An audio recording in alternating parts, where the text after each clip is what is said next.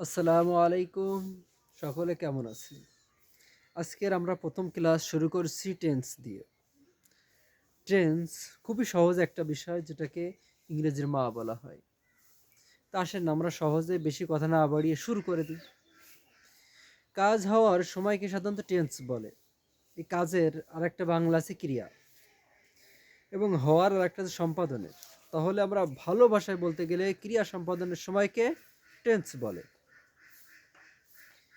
Tense তারা আমরা সহজে তাহলে কাজ হওয়ার সময়কে টেন্স বলে। এই সময়কে আমরা সাধারণত কয় ভাগে ভাগ করতে পারি? সময়কে 3 ভাগে: আগে, এখন, পরে। যদি আগে কোনো সেন্টেন্স, যদি আগে কোনো শব্দ আসে, সাধারণত আমরা আগের ইংরেজি জানি পাস্ট, এখন প্রেজেন্ট, পরে ফিউচার। তাহলে টেন্স 3 প্রকার: আগে, এখন, পরে। আগের ইংরেজি পাস্ট, এখন ইংরেজি প্রেজেন্ট, পরের ইংরেজি ফিউচার। এবার আসেন ইনডেফিনিট।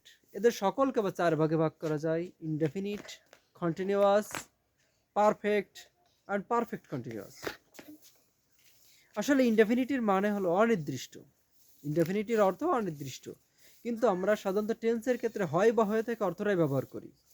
তাহলে আগে কোনো কাজ হয়েছিল বোঝালে পাস্ট ইনডেফিনিট, এখন কোনো কাজ হয় বোঝালে প্রেজেন্ট ইনডেফিনিট, পরে কোনো কাজ হবে বোঝালে ফিউচার ইনডেফিনিট।